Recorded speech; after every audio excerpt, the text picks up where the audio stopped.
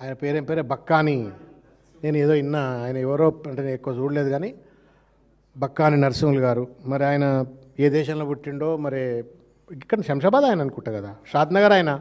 మరి షాద్నగర్లో పుట్టి తెలంగాణ లేదంటుండంటే మరి ఆయన ఎవరి మెప్పు కోసం అంత అడ్డందిడ్డంగా మాట్లాడిండో నాకు అర్థం కావట్లేదు. తెలంగాణ వేల సంవత్సరాల చరిత్ర కలిగినటువంటి ఒక ప్రాంతము.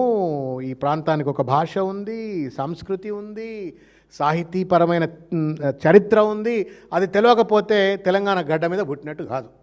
నేను బక్కాని నరసింహులు గారు బహుజన బిడ్డ, నేను ఇంతకంటే ఎక్కువ మాట మాట్లాడదలుచుకోలేదు. కానీ చంద్రబాబు నాయుడు బావకళ్ళల్లో సంతోషం కోసం నేను తుపాకులు కాల్చినా అని వాడెవడో హంతకుడు అన్నట్టుగా తెలంగాణ అస్తిత్వం పైన, ఆత్మగౌరవం పైన దాడి చేసే విధంగా బక్కాని నరసింహులు గారు చంద్రబాబు నాయుడు గారును ఆ వేదిక బుగి మీద కూర్చున్నటువంటి ఒక ఆంధ్ర పెద్దల యొక్క కళ్ళల్లో సంతోషం కోసం చిల్లరగా మాట్లాడితే తెలంగాణ ద్రోహిగా ఆయన మిగిలిపోతాడు, ఆయన చరిత్రలో లేకుండా పోతాడు. I leave it is wisdom. But I'm questioning Telugu Desam party. How do allow such kind of a thing?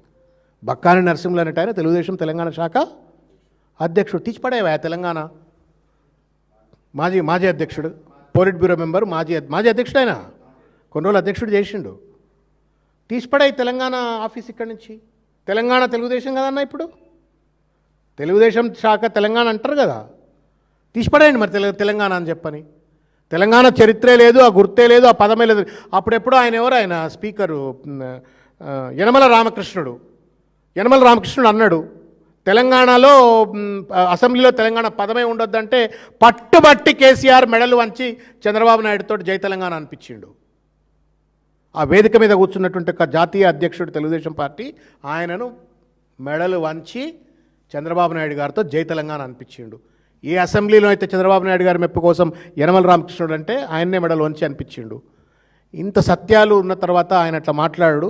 Telugu Desam party అధినేత, తెలుగుదేశం పార్టీ మొత్తం తెలంగాణలో కూడా మేము కలలు కంటున్నాం, మేము ఈ పార్టీతో పొత్తు కడతాం, ఆ పార్టీతో పొత్తు కడతాం, మేము ఇక్కడ జెండా ఎత్తుతాం అని చెప్పని మాట్లాడుతున్న పెద్దలు, మీరు తెలంగాణను ఇట్లా కన్సిస్టెంట్గా కంటిన్యూస్గా అవమానపరిస్తే మీరు తగు మూల్యం చెల్లించక తప్పదు. ఏ మాత్రమైనా నైతికత ఉన్నట్టయితే, because a polit bureau member made such a worst statement, Chandrababu Naidu గారు దీనికి క్షమాపణ చెప్పాలా. తెలుగుదేశం పార్టీ అఫీషియల్గా ఇది పార్టీకి ఆయన స్టేట్మెంట్కు సంబంధం లేదని చెప్పని వెంటనే క్షమాపణ చెప్పాలా. లేకపోతే తెలంగాణ ద్రోహులనేది అందరికెరక మరొక్కసారి రుజువు చేసుకున్నట్టు అవుతారు. Thank you.